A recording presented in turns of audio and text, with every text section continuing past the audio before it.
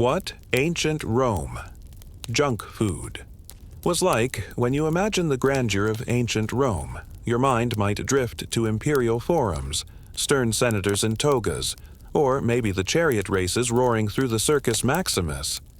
But today, you'll be walking a very different path, down the dusty cobbled side streets of Rome, not toward temples or theaters, but toward food stalls.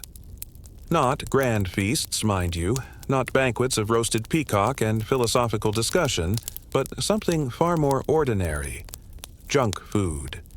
The kind of greasy, salty, quickly served, handheld food that fed Rome's countless poor, overworked laborers, bored students, and tavern goers. That daily reality of urban sustenance that rarely made it into the marble friezes or Cicero's speeches, but which kept the city's people alive and, arguably, the empire running. To understand Roman junk food, you must first understand the herbs itself. By the 1st century CE, Rome was home to perhaps over 1 million inhabitants, many of whom lived in densely packed apartment blocks called insulae. These structures could reach several stories high, were often flammable, and generally lacked kitchens. This meant many Romans, especially the lower and working classes, relied on street vendors or small establishments called thermopolia for daily meals. These weren't restaurants in the modern sense, but they operated similarly to takeout. Counters offering hot food kept in large ceramic jars, dolia, sunk into stone countertops. Customers would approach, shout an order, maybe even bring their own bowl, and walk away with something warm and ready to eat. A typical thermopolium menu would not impress a modern chef, but it did the trick. Common offerings included lentil, stew, salted fish, baked cheese, stewed vegetables, and garum-flavored everything. Garum, that infamous fermented fish sauce, added an intensely savory punch to many dishes and was used like ketchup or soy sauce, an all-purpose enhancer. But the real stars of Roman street food were the snacks. Think fried chickpea cakes, bits of sausage, dates stuffed with nuts and fried in honey, or stale bread doused in oil and vinegar to soften it into something edible. Not haute cuisine, but convenient, affordable, and filling. And then there was panis, the bread that kept the city moving. Rome operated an enormous state-sponsored grain dole, or annona, which distributed wheat to eligible male citizens. Most people would take their allotment to local bakers since home ovens were rare. The resulting bread came in various forms, from the round, wheel-shaped loaves stamped with a bakery mark to the smaller flatbreads consumed by workers on the go. Some loaves were flavored with poppy seeds, cheese, or onions. In the back alleys of poorer neighborhoods, you might find a fried version, dough stuffed with garum-seasoned vegetables or bits of meat, then dunked into oil and crisped on the outside. In essence, the Roman pasty. Sweet treats existed too, although they were often seasonal or festive. A favored delicacy was globuli, little balls of cheese dough fried and then drenched in honey, or even dusted with poppy seeds and ground nuts. There were also libum, a type of sacrificial cheesecake that sometimes made its way onto the street market when not offered to household gods. Dried fruits, especially figs and dates, were cheap and portable. Some vendors skewered them on sticks and roasted them slightly to caramelize the sugars, a primitive Roman version of a candied apple. Of course, no snack food experience would be complete without something to drink. Romans were devoted wine drinkers, but rarely consumed it straight. The lower classes preferred it watered down, spiced, or even sweetened with honey or date syrup. Street vendors offered diluted wine in ceramic mugs or occasionally in leather flasks. There was also posca, a mix of vinegar and water, often flavored with herbs. Though sour by modern tastes, it was refreshing, cheap, and beloved by soldiers and laborers alike. Beer was known in some provinces but considered a barbarian's beverage, not suitable for Rome's urbanites. And yet, in dark corners of the Aventine Hill, Small-time brewers may have quietly peddled barley beer to Germanic immigrants, far from the disapproving gaze of Roman elites. These culinary experiences were deeply shaped by class. A senator or wealthy merchant might sample similar snacks at a banquet as an hors d'oeuvre, but the setting would be different, served on silver plates, accompanied by harpists or poetry readings. For the average Roman, though, food was eaten standing, often in the street, and shared with neighbors, beggars, or anyone nearby. Food stalls were social hubs, full of shouting vendors, gossip, political talk, and pungent smells. If you imagine Rome as an orderly city of marble, this version of it might seem out of place. But most Romans lived lives far removed from temples and triumphal arches. Interestingly, we know about these foods not just from literary sources, but also from archaeological finds, especially in Pompeii and Herculaneum. These towns, frozen in time by the eruption of Vesuvius in 79 CE, offer a vivid snapshot of Roman street food. Dozens of thermopolia have been excavated, complete with counters, cooking jars, and remnants of food still inside them. One establishment had decorative frescoes of food and wine, almost like a fast food menu board. Another still contained jars with traces of fish bones, olive pits, and carbonized bread. In fact, an entire loaf of Roman bread was discovered in a bakery in Herculaneum, perfectly preserved, complete with the baker's stamp, pre-scored sections, and a faint scent of ash. Even graffiti tells the story. In Pompeii, a wall scrawl near a food stall reads, "I was here. I ate the best lentils in town." Elsewhere, complaints about prices or rival vendors can be found. One boasts, "Only here the true garum of Scaurus," a nod to a famous garum producer, almost a brand name of the era. These scribbles suggest not only that street food was common, but that people formed opinions, loyalties, and cravings around it, just as we do with our favorite burger or taco joint today. What makes Roman junk food so fascinating isn't its extravagance, but its ordinariness. This food fed workers, slaves, travelers, the elderly, and children. It shaped rhythms of daily life, created tiny economies of vendors and cooks, and offered fleeting moments of pleasure in a city that could be brutal, chaotic, and overwhelming. It was portable survival. It was a taste of salt and honey, a warm bowl of stew, a crust of bread shared in a tenement courtyard. And it was everywhere, almost invisible in the shadow of history's grand narratives, yet utterly essential. You can imagine walking through a Roman market square as the day winds down, the air filled with smoke, the clatter of clay dishes, the scent of something frying in oil. A vendor leans over his stall, offering a steaming skewer of sausage. Children run past, laughing, clutching honeyed cakes. Somewhere in the distance, a man mutters about garum prices. The people around you don't know they're living in the Roman Empire. They just know they're hungry. But how did the city manage to keep all this food flowing, day after day, to a million mouths, with no refrigeration, no modern packaging, and no grocery stores? If you followed the scent of garlic, vinegar, and roasting grain through the maze of Rome's back alleys, you'd eventually find more than just the food. You'd find the system behind it, the machinery that allowed a metropolis of over 1 million people to eat, and for vendors to hawk stews and snacks every hour of every day. The question of how Rome fed itself was one of supply, storage, and logistics.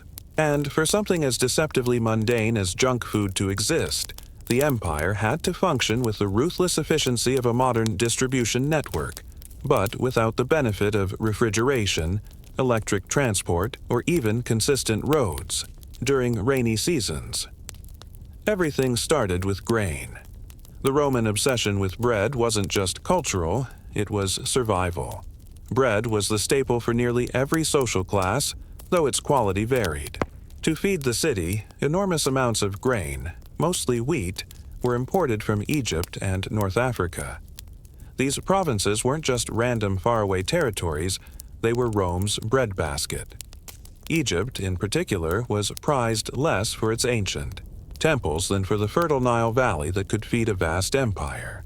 In fact, one of the reasons Augustus tightened control over Egypt after defeating Cleopatra and Mark Antony wasn't luxury. It was food security. The grain was shipped across the Mediterranean in vessels called naves frumentarii, grain ships, that sailed from Alexandria, Carthage, or Lepsis Magna. The Roman state had a vested interest in this supply, going so far as to subsidize shipping and establish granaries in port cities. Once the grain arrived in Ostia, Rome's bustling harbor at the mouth of the Tiber, it was transferred onto smaller river barges or floated upstream to the capital. This journey could take several days depending on weather and current.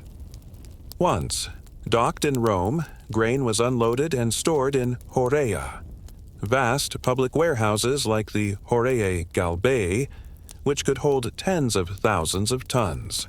From there, the real distribution began. Some grain went to the state-sponsored Annona, which provided free or discounted rations to qualifying citizens, primarily poor adult males.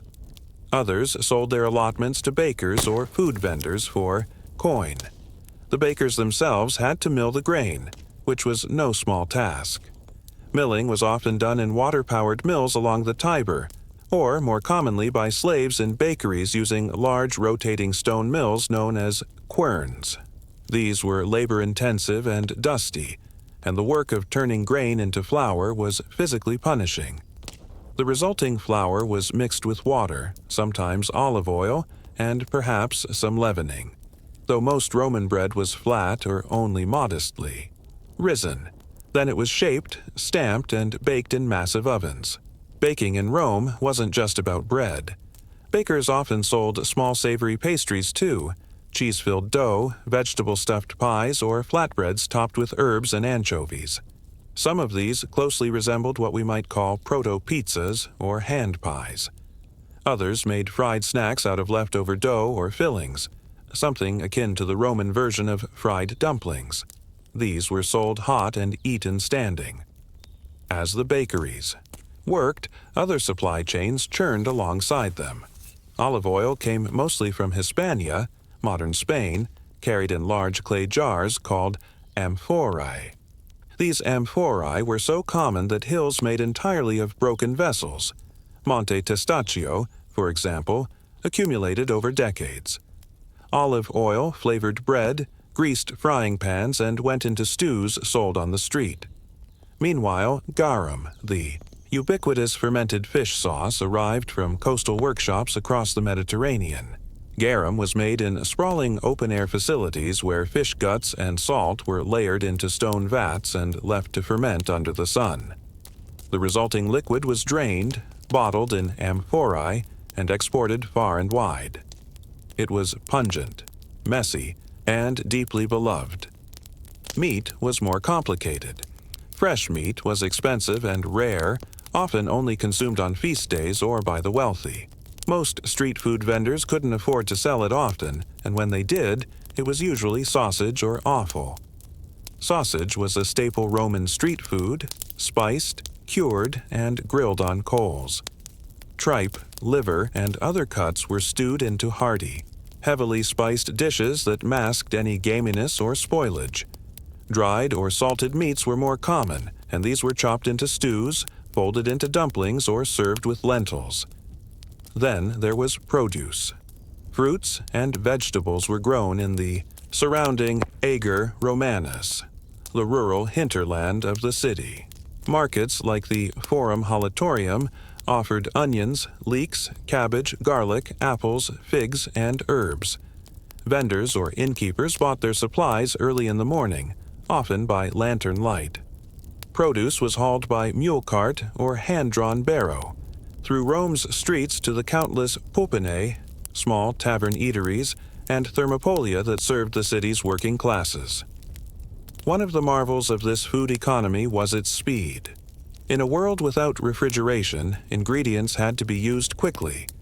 Bread had a shelf life of a day or two. Leftover stew was reboiled each morning and sold as breakfast. Leftover dough became fried cakes.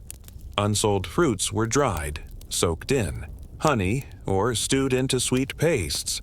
Everything had a use, and very little was wasted. Not because of some conscious zero-waste ethic, but because poverty demanded it. Let's pause here to think about the vendor. A thermopolium operator might be a freedman who saved up enough to open a stall. Or he could be a hired manager for a wealthier landlord who owned the property. He woke before dawn, collected bread or cooked beans and lentils, fetched water, lit his charcoal braziers, and began reheating stew or frying cakes. He probably had one or two assistants, often family or slaves, who prepped and served. The shop might be open all day, with a busy lunch rush from local workers and another crowd in the evening as people returned from the baths. Despite their vital role, thermopolia and popinae weren't exactly beloved by the Roman elite. Moralists, like Seneca and Juvenal, sneered at them, associating them with vice, drunkenness, and idleness. Taverns were considered dangerous, places where political talk could brew, where the poor gathered to grumble about taxes, and where food was shared, in ways that defied the structured elegance of Roman banquets. Yet they were necessary. Rome's poor couldn't cook at home. Food stalls weren't just convenient, they were survival. Many of these establishments existed in dense clusters. Archaeological excavations in Pompeii show entire streets lined with food vendors, some selling savory items, others sweets, wine, or bread. They were colorful places, decorated with painted panels, images of seafood, bread loaves, fruits, or animals that advertised the fare inside. Some had counters with inbuilt dolia for hot food and benches where a few could sit, but most were standing room only. You walked up, ordered your portion, and either ate it there or took it away in a cloth or ceramic container. Social mixing was inevitable. Rich and poor might both stop at the same stall, one for convenience, the other for necessity. Soldiers, clerks, foreigners, and freedmen mingled under the same awning, spooning lentils from bowls or gnawing sausages. Arguments broke out, of course. A hot stew spilled. Someone complained about being overcharged. A vendor watered down his wine too much. There were petty thefts. A child snuck a fig. But life continued. Rome's food culture was held together, not by order, but by rhythm. A daily improvisation based on weather, supplies, and appetite.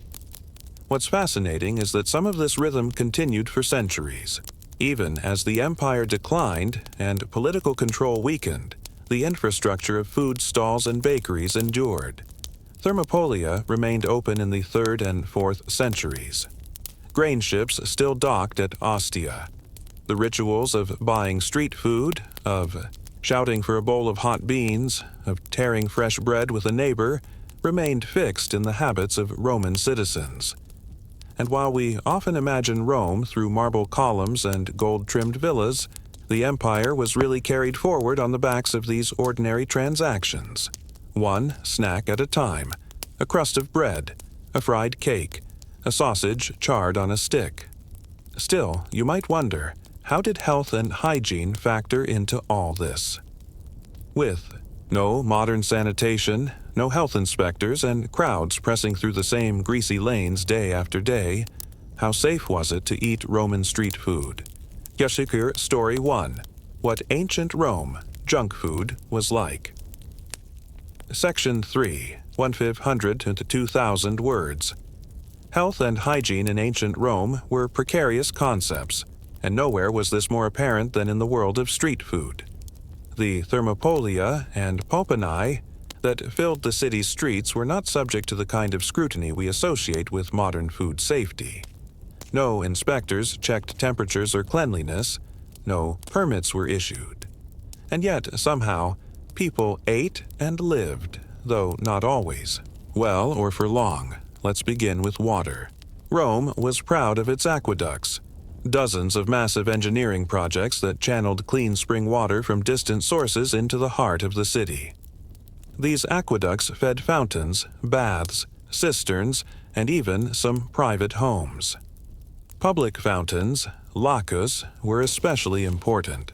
A food vendor might draw water from one in the early morning, filling jugs to use for boiling lentils, thinning sauces, or washing surfaces. But not all water stayed clean. Once carried away from the fountains, water could be contaminated by dirty containers or hands. And although Romans understood that water should look and taste clean, they had no concept of bacteria or contamination. Boiling helped, but only some vendors took that extra step. The streets themselves were not friendly to food. Dust, dung, and detritus piled up quickly. Rome's sanitation system, one of the most advanced of the ancient world, still left much to be desired. Open sewers like the Cloaca Maxima drained filth from the city, but overflow and stench were common. Animals roamed freely: dogs, goats, rats, and the occasional pig, nosing through refuse and sometimes wandering into stalls. Flies buzzed constantly, attracted by sweet figs, fermented sauces, and scraps of meat. Yet vendors adapted. Many thermopolia had stone counters with deep-set dolia, large clay storage jars sunk into the countertop that could hold hot food or wine. The dolia were often covered when not in use, helping to keep out insects and debris. Hot dishes were typically boiled for long periods, which reduced bacterial risks. Many Roman recipes called for vinegar or salt, both preservatives. Garum, though it sounds questionable by modern standards, was acidic and fermented in a way that made it surprisingly stable. Still, food poisoning was likely a routine part of life. Nausea, cramps, and diarrhea were frequent enough to be casually referenced in ancient writings.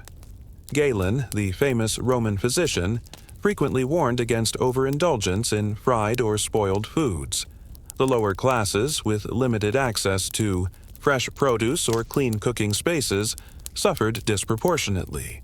Children and the elderly were particularly vulnerable. The kitchens behind the stalls were small and cramped. Open flames from braziers heated iron pans and ceramic pots. Ventilation was poor, so smoke blackened the ceilings and coated walls. There were no prep sinks or cutting boards. Ingredients were chopped on wooden slabs or directly on stone counters. Knives were rarely sharpened. Frying was common, and the smell of hot oil and charred crusts wafted into the street. Ash and crumbs accumulated underfoot. Vendors might scrape surfaces with a bit of cloth or splash water across the counters, but true cleanliness was aspirational, at best. Even so, customers came back day after day. The food was warm, filling, and flavorful. If you lived in a crowded apartment, a multi-story insula, you probably had no kitchen. Cooking over open flame indoors was not only discouraged, but dangerous. Fires in Rome were frequent and devastating.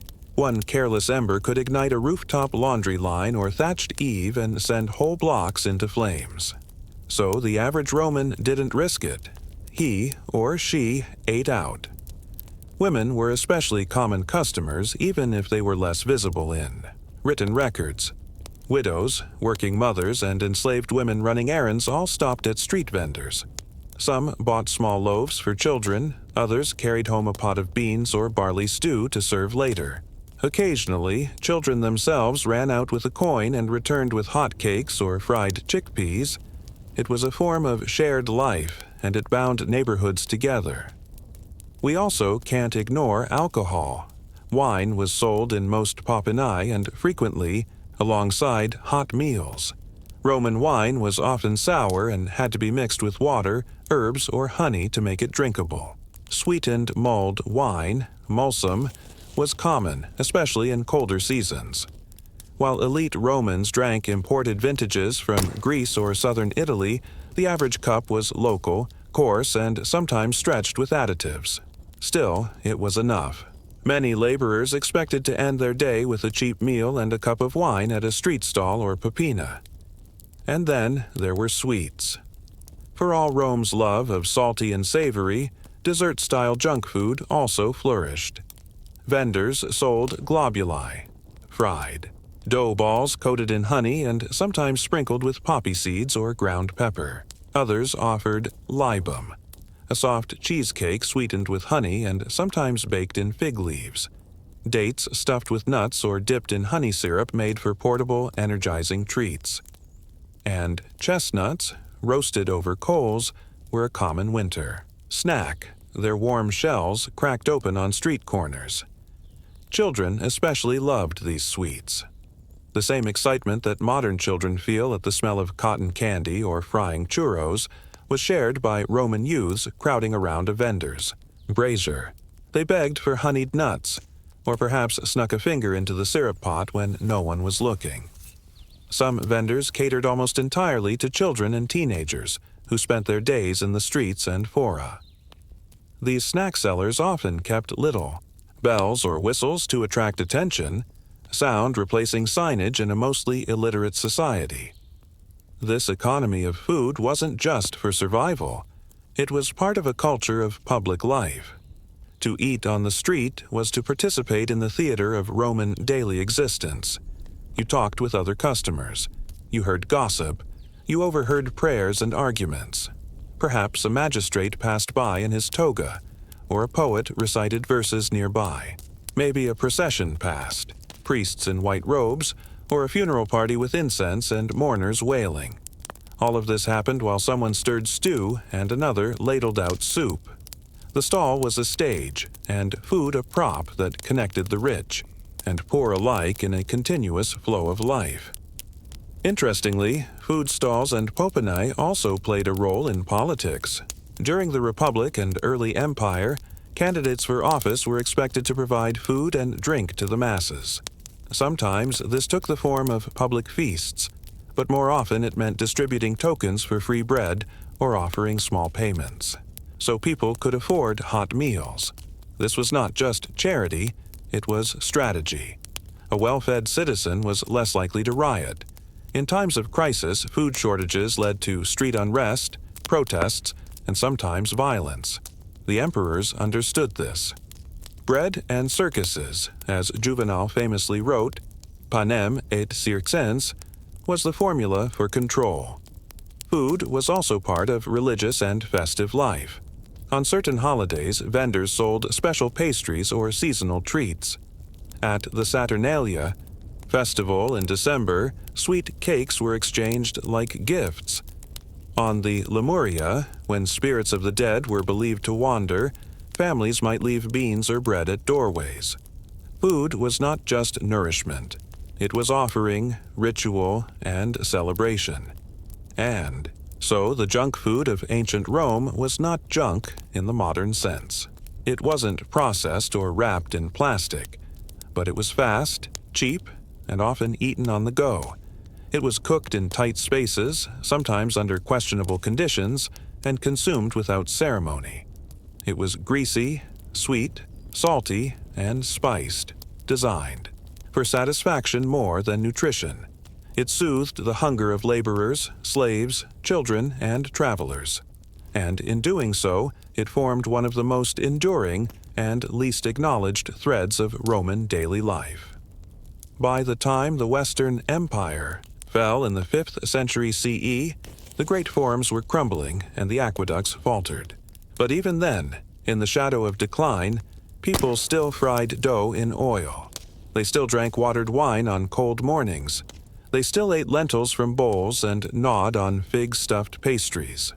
Because empires may fall, but the appetite for warm, fast, flavorful food endures. So the next time you pass a street vendor or unwrap a snack eaten standing up, you're continuing a tradition older than most nations. It is easy to mock the ordinary. Fried dough, vinegar beans, oily stew, but these foods carried people through the centuries. They sustained builders of roads, carvers of statues, sweepers of streets. They fed students, widows, beggars, and soldiers. And they remind us that even in the grandest of civilizations, history often turns not on gold or glory, but on a hot, simple meal eaten between errands. But one question lingers. If we know so much about what they ate, Why do we still overlook the people who made that food? Those anonymous cooks, vendors, bakers, and servers whose hands fed an empire. How medieval people cleaned their teeth. If you had walked into a 14th century village, past timber-framed houses and muddy footpaths, and stopped to ask someone how they cleaned their teeth, they probably wouldn't have understood the question in quite the way you meant it. Dental hygiene was not a concept separate from general cleanliness, and what we now call oral care was a daily habit embedded in a world of herbs, rituals, and assumptions passed down by word of mouth. Yet, for all the jokes we tell about medieval people having bad teeth, or no teeth at all, the truth is that they did clean their mouths.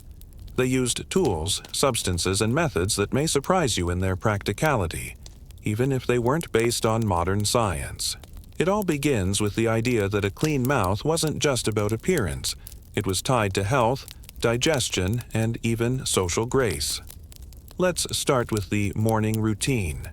A medieval person, say a tradesman in York or a widow in a small French town, would rise early, perhaps with the church bell. Before eating or speaking much, it was common to rinse the mouth. Water alone was used, but sometimes this rinse included wine or vinegar diluted with water. The goal wasn't sterilization, as they had no knowledge of microbes but freshness. In many herbal guides from the 12th and 13th centuries, it was advised that the mouth be rinsed in the morning to wash away the bad humors of the night. After rinsing, they might rub their teeth and gums with a cloth, usually linen or wool, or with a soft stick. This practice wasn't universal, but it was widespread among literate and merchant classes. Tooth sticks, or chew sticks, were sometimes made from twigs of aromatic woods like hazel, walnut, or mallow. These sticks were chewed until fibrous at one end and then used to rub the teeth. Sometimes the sticks were dipped in powdered herbs, or ground charcoal before use. Tooth powders were more common than pastes. Recipes varied by region and wealth, but they generally included ingredients with abrasive or aromatic properties. Crushed mint, dried rosemary, powdered salt, and ashes from burned rosemary or bread crusts were common components. In wealthier households, imported spices like cloves or cinnamon might be added, both for scent and perceived medicinal value. Powdered deer antler or cuttlefish bone also shows up in some records, suggesting that a gritty texture was valued for its cleaning ability. Monastic herbal texts, such as those compiled in the tradition of Hildegard of Bingen, offered more elaborate suggestions. One 13th century monastic manual recommends a powder of sage, fennel seeds, and sea salt, ground together and applied with a damp cloth each morning. It was to be followed by a rinse of warm wine and honey. The stated goal was to keep the breath sweet, the gums strong, and the teeth white as ivory. These manuals often blurred the lines between medicine, hygiene, and piety, as cleanliness was seen as both physical and spiritual discipline. Among the peasantry, the practice was less formal but not absent. Oral cleanliness was maintained more by food and habit than by conscious hygiene routines.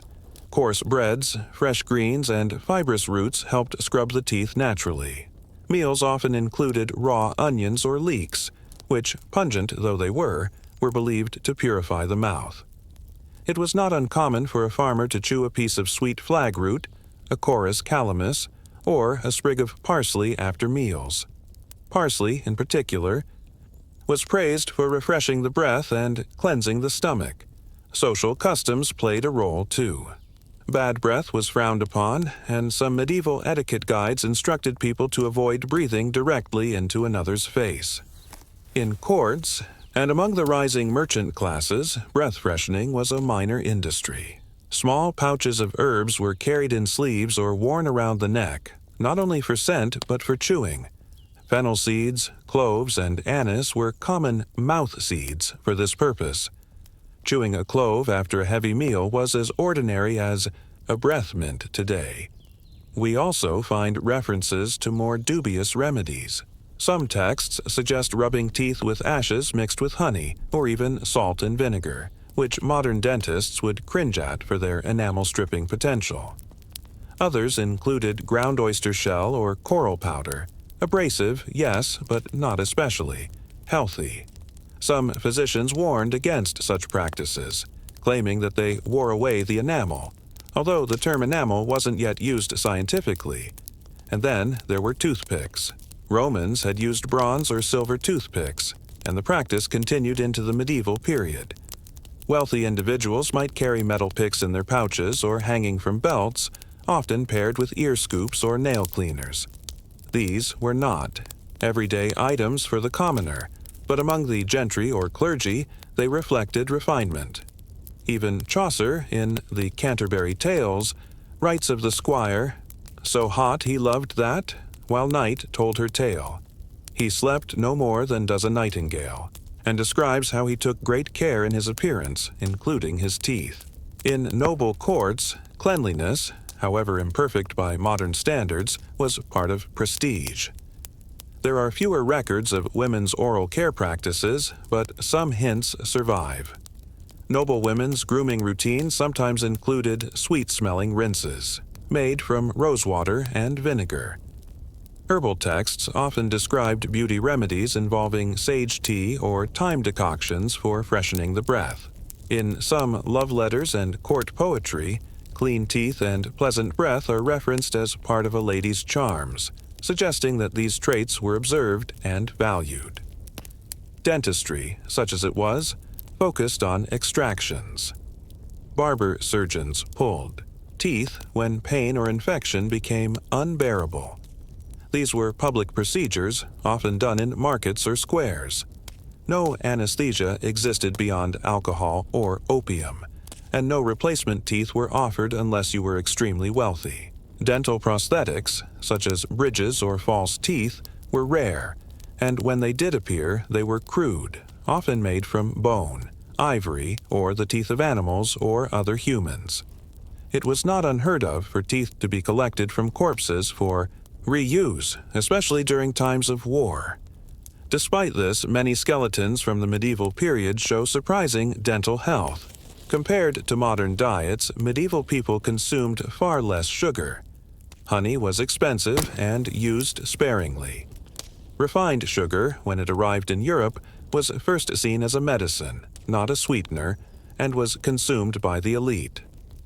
Without the constant acid attack of modern sugary snacks and drinks, many medieval teeth lasted well into adulthood. Decay occurred, but less often than one might assume. Wear from gritty bread and rough chewing was more common than cavities. One practice that receives less attention today is the connection between the mouth and spiritual cleanliness. Some monastic rules included fasting from speech, known as silentium, and linked it to purity of breath and thought. Clean speech, both literal and moral, was a part of a monastic ideal. Mouths were instruments not just of eating, but of prayer and song. In this context, oral care took on a symbolic role. So in the medieval world, cleaning your teeth was not a fringe activity.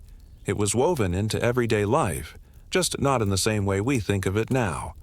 Instead of toothbrushes and toothpaste, they had cloths and powders, chew sticks and mouth seeds.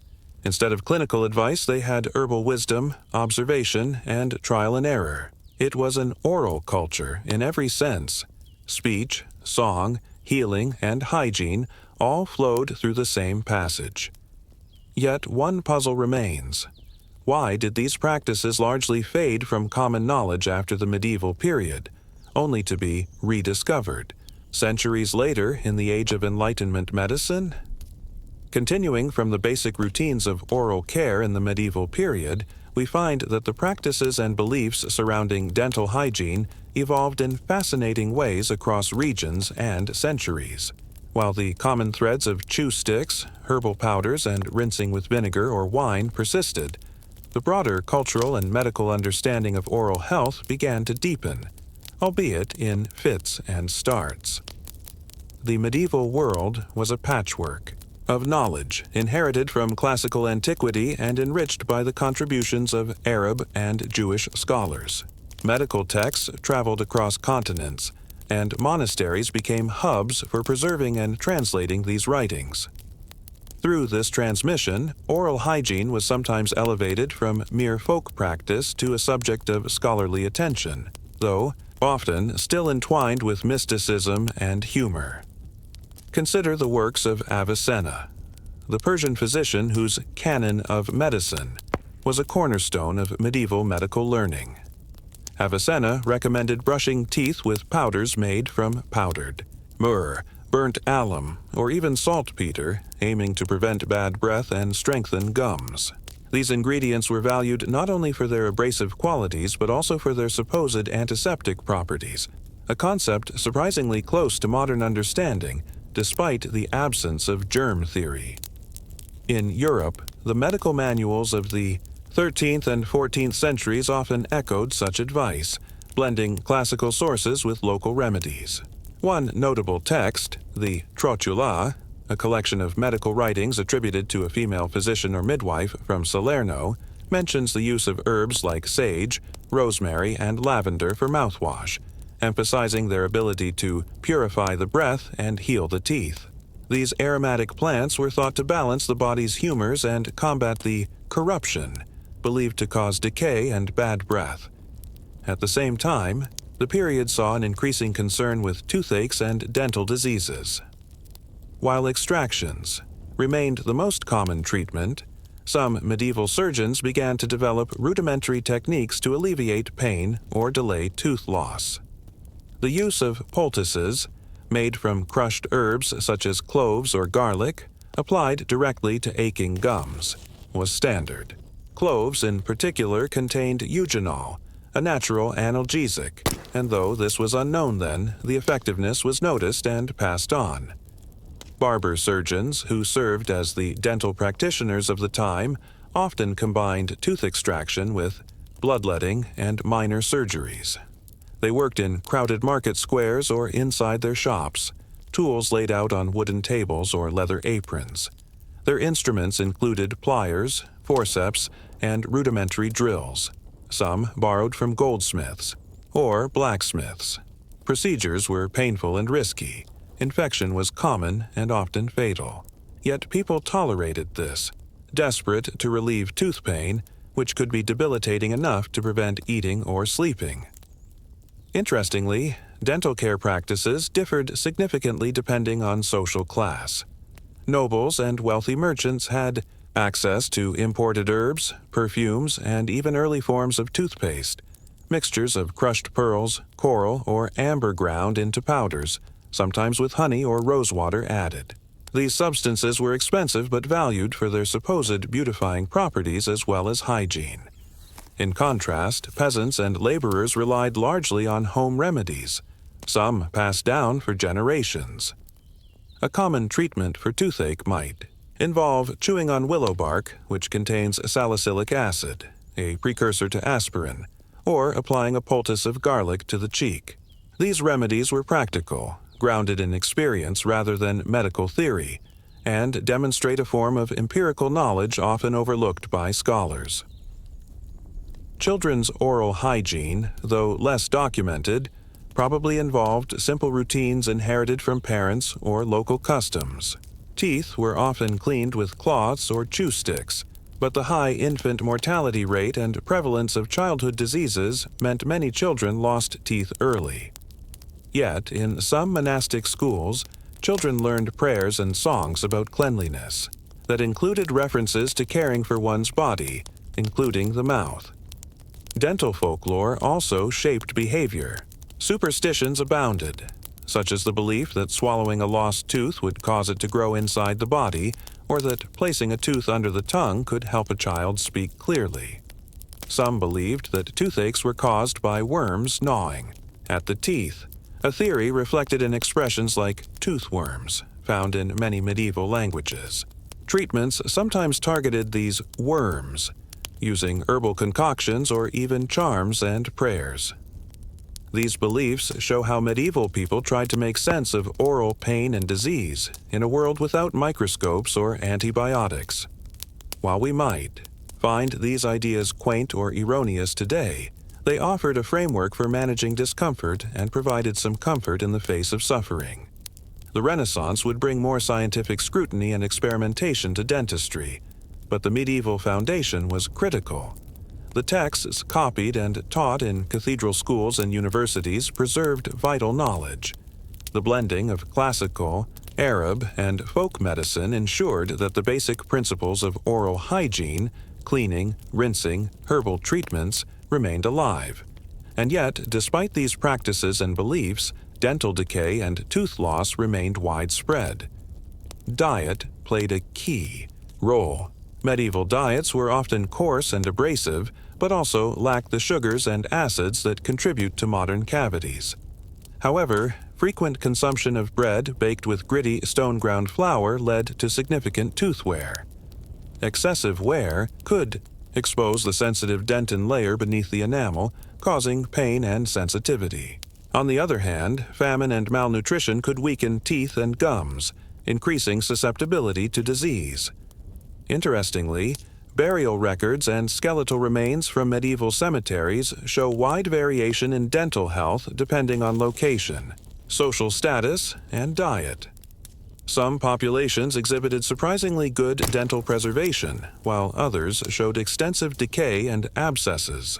This unevenness reflects the complex interplay of environment, culture, and economy. So, while medieval people lacked toothbrushes as we know them, and their understanding of oral health was limited by the science of the time, they developed a surprisingly rich set of practices and remedies.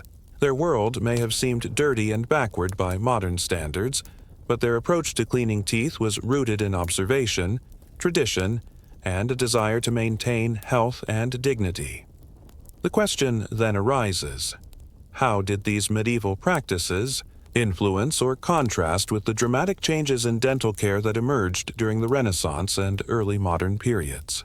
As the medieval period gave way to the Renaissance and then to the early modern era, dental hygiene practices began to shift, sometimes gradually, sometimes dramatically.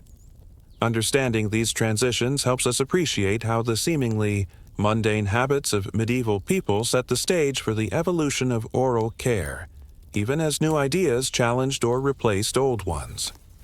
One of the key drivers of change was the Renaissance itself, a time when the revival of classical learning combined with innovations in science, art, and medicine.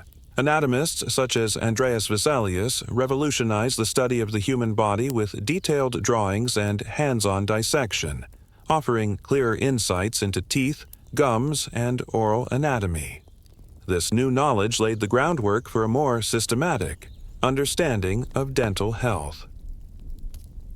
By the 16th century, dentistry was beginning to emerge as a distinct profession, separate from general medicine or barber surgery. Specialists, often called tooth drawers, traveled from town to town, performing extractions and rudimentary repairs. The use of forceps and simple drills became more refined, though still painful and imprecise by today's standards. Manuals circulated describing techniques, tools, and even early prosthetics made from ivory or human teeth. Despite these advances, many medieval practices persisted well into the 17th century. Herbal powders and rinses remained popular remedies for bad breath and gum pain. Mouthwashes with vinegar, wine, or rosewater continued to be recommended in both folk and learned texts. Aromatic herbs, cloves, and other spices were still used to mask odors and provide a sense of cleanliness. Toothbrushes, as we now recognize them, slowly began to appear. The earliest European references describe brushes with handles carved from bone or wood and bristles made from stiff hog hair. These were luxury items, affordable only to the wealthy elite. It was not until the 18th century that toothbrushes became more widespread, as mass production and colonial trade made materials more accessible. Toothpaste formulas also evolved during this period, while medieval powders often included abrasive. Ingredients like charcoal or crushed shells The early modern era introduced more varied recipes. Some included chalk, soap, and essential oils like peppermint or lavender. These were marketed not only for cleaning but also for whitening teeth, a cosmetic concern that grew alongside rising standards of personal grooming. However, with these new developments came new problems. The increased consumption of sugar, imported from the colonies and increasingly affordable, led to a dramatic rise in dental decay and cavities. By the 17th and 18th centuries, sugar was no longer a rare luxury but a staple of European diets, consumed in tea, confectionery, and baked goods. This shift altered the landscape of dental health, increasing the demand for dental care but also complicating prevention. Meanwhile, scientific understanding lagged behind. The germ theory of disease, which would explain the microbial causes of tooth decay, was not proposed until the 19th century. Until then, explanations for dental problems remained rooted in humoral theory, spiritual causes, or mechanical wear. Treatments ranged from herbal remedies to extractions, and often to painful and ineffective procedures. Yet the medieval legacy endured. Many of the herbs and recipes first recorded in monastery herbals or folk traditions were still in use, passed down through generations. The concept of mouth rinsing and cleaning teeth daily, even if performed differently, persisted as a cultural norm. Oral health became part of broader ideas about cleanliness, morality, and social status. This continuity suggests that while medical knowledge and technology evolved, some human concerns remained constant. The desire for fresh breath, the avoidance of pain, and the social importance of a clean mouth. The rituals that medieval people developed, rinsing with herbal infusions, using chew sticks, carrying aromatic seeds, reflected a practical response to everyday challenges, born from observation and tradition rather than laboratory science. The rise of dentistry as a profession also began to shift perceptions. Tooth decay moved from being seen as an inevitable fate or a spiritual punishment to a preventable and treatable condition. This change paved the way for innovations in tools, techniques, and eventually the development of toothpaste and toothbrushes accessible to all social classes. In reflecting on this long arc, from medieval herbal powders and chew sticks to the modern toothbrush and fluoride toothpaste, you might wonder how much of our current oral hygiene practices owe their roots to these early, humble beginnings. How did these practices, once embedded in daily life and spiritual belief, transform into the clinical routines we accept today? And what might we lose if we forget the slow, sometimes messy and surprisingly thoughtful history of cleaning our teeth? The endless wait. How 18th century post offices shaped patience and communication. Imagine living in the 18th century, a world without instant messaging, email, or even reliable newspapers. Your letters are the lifeline connecting you to loved ones, business partners, or government officials far away. Yet, sending and receiving these letters was an exercise in patience, planning, and often frustration. The humble post office, then, was not just a place for mail. It was a central hub in society that shaped how people experienced time, communication, and community.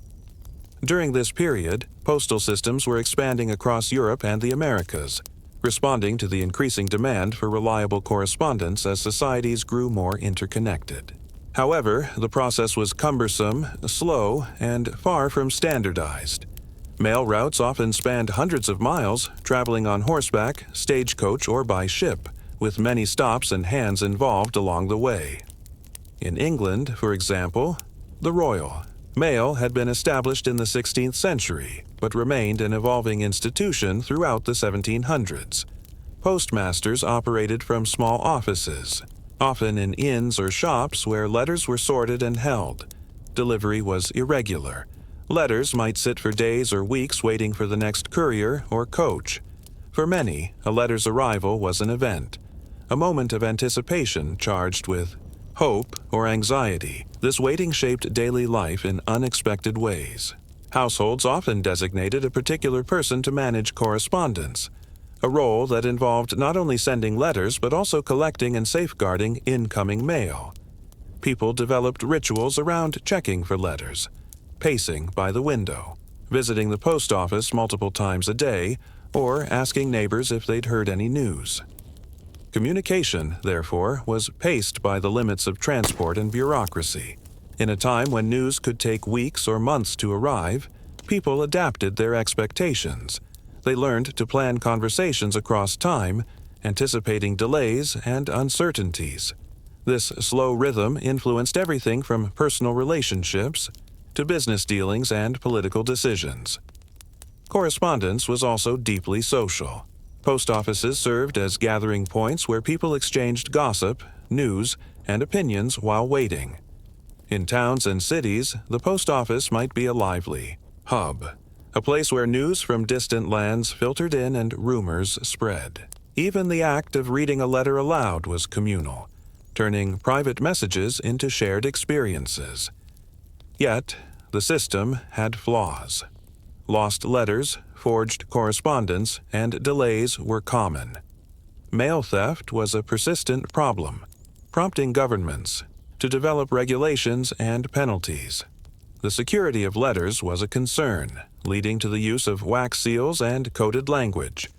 Despite these risks, the postal system was essential, an infrastructure that supported emerging economic and political networks. The 18th century post office was not merely about sending letters. It was a mechanism that shaped how people understood distance, time, and connection. The slow flow of information enforced a form of patience rare in today's world, embedding waiting into the fabric of social life. But how did these experiences of waiting and uncertainty influence broader cultural and political developments? And in what ways did the postal system contribute to shaping modern ideas of communication and community? Building on the slow, intricate dance of sending and receiving letters in the 18th century, we can see that the postal system was far more than just a practical service. It was a social institution that fundamentally shaped the way people perceived time, authority, and community. The infrastructure of postal delivery in this era was both extensive and fragile. Roads were often poor, especially in rural areas, and travel was at the mercy of weather, bandits, and the physical endurance of horses and riders. Mail coaches were introduced in many parts of Europe during the 1700s, designed to speed delivery, but even they could be delayed or ambushed. Despite these challenges, governments invested heavily in postal networks, recognizing their importance for administration, commerce, and diplomacy. A closer look at the daily routines of postmasters and mail carriers reveals how critical their roles were. Postmasters had to balance sorting vast amounts of letters, maintaining records, and coordinating with couriers. In some cases, they doubled as gatekeepers of information, controlling what news could be passed along or withheld. The idea of controlling information through the postal system had political implications. Censorship of letters was common, particularly in times of war or political unrest. This added a layer of complexity to correspondence, as senders and recipients navigated the risks of surveillance and interception. The postal system also played a role in shaping social hierarchies. Access to postal services was often limited by geography and wealth. Rural communities might have only one post office serving a wide area, forcing residents to travel long distances or rely on intermediaries. For the poor, sending letters was a luxury, as postage costs could be prohibitive. Conversely, merchants, government officials, and the nobility used the postal system extensively, reinforcing social stratification through communication networks. Interestingly, the experience of waiting for letters influenced literary and cultural practices of the time. Letters became a popular form in novels, diaries, and plays, reflecting the emotional weight of correspondence. The suspense of waiting for news, the joy of receiving a letter, or the despair of silence. All these feelings resonated with readers and audiences. Writers captured the nuances of letter-writing etiquette, the art of crafting messages that conveyed tone and meaning across distances. Furthermore, postal delays sometimes had real consequences.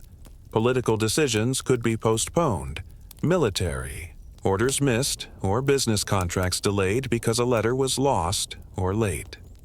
This made the postal system a fragile yet indispensable link in the chain of governance and commerce. Officials had to plan with contingencies, factoring in the unpredictable nature of mail delivery.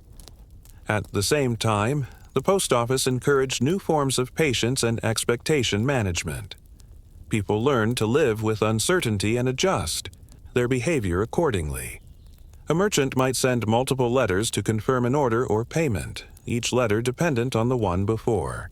Families separated by migration or war waited weeks for news of health and fortune, often exchanging coded messages or shared references to maintain connection. In some cases, the post office also helped forge new communities.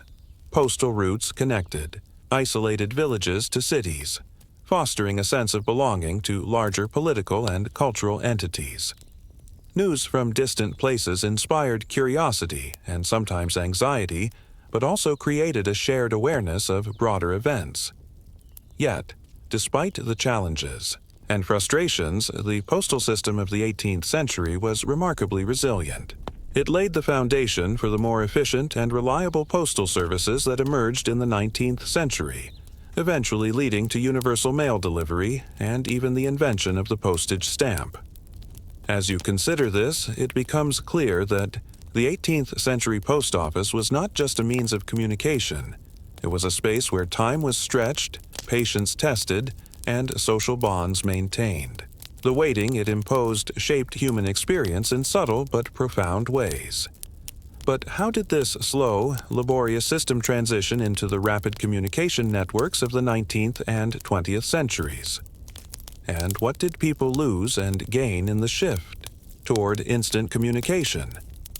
As the 18th century gave way to the 19th and 20th, the world of postal communication underwent profound transformation. Steam power, railways, and telegraphy revolutionized the speed and reliability of mail delivery, reshaping how people thought about distance, time, and connection. Yet, in this rush toward instant communication, the slow, patient rhythms of the earlier postal era began to fade, along with some of the social practices it had nurtured. The introduction of the steam locomotive in the early 19th century was a game-changer for the postal service. Where once mail coaches had relied on horses and rugged roads, trains now carried vast quantities of letters across countries at unprecedented speeds. Postal routes that had taken days or weeks could now be completed in hours. This leap in efficiency was matched by new organizational systems, sorting offices, standardized routes, and timetables designed to maximize speed and minimize delays. Around the same time, the invention of the electric telegraph further revolutionized communication. For the first time, messages could be transmitted almost instantaneously over long distances. Governments, businesses, and newspapers quickly adopted telegraphy for urgent news and official dispatches, reducing dependence on traditional mail for time-sensitive information. The 19th century also saw the introduction of the postage stamp, a seemingly simple innovation that transformed the economics and accessibility of mail. Before stamps, postage was often paid by the recipient, leading to refusals and lost letters. The stamp system standardized costs and allowed senders to prepay, expanding the use of mail across social classes. These changes democratized communication and shrank the world, but they also altered the experience of waiting that had defined earlier postal life. The anticipation and patience once woven into daily routines diminished as delivery times shortened. People came to expect swifter responses, altering social etiquette and the rhythm of relationships. Yet this acceleration came with trade-offs. The intimacy and communal experience of the old post office, where letters were shared aloud, news exchanged in person, began to wane. Mail became more private, more transactional. The slow pace that allowed reflection and the savoring of messages was replaced by speed and efficiency. Moreover, the telegraph's reliance on concise, coded language fostered new communication styles: direct, terse, sometimes impersonal. The emotional depth found in the long, carefully crafted letters of earlier times was harder to replicate in telegrams limited by cost and brevity. At the same time, the expanding postal network encouraged mobility and migration. Letters maintained ties between distant family members and friends, easing the isolation of new settlements and industrial cities. The Postal Service became a backbone of modern society, supporting commerce, governance, and culture on a scale previously unimaginable. Yet, as communication grew faster, the challenge of managing information overload emerged. The sheer volume of mail and messages sometimes overwhelmed recipients, creating a new kind of waiting, not for letters to arrive, but for the time to process them. Looking back, the slow, imperfect postal system of the 18th century seems both quaint and profound. It shaped a world where patience was a social virtue, waiting a shared experience, and communication a ritual embedded in everyday life. The transition to rapid communication brought undeniable benefits but also transformed the ways people connected and perceived time. In considering this history, one might ask, what do we lose when communication becomes instantaneous? Does the rush for immediacy diminish the depth of human connection?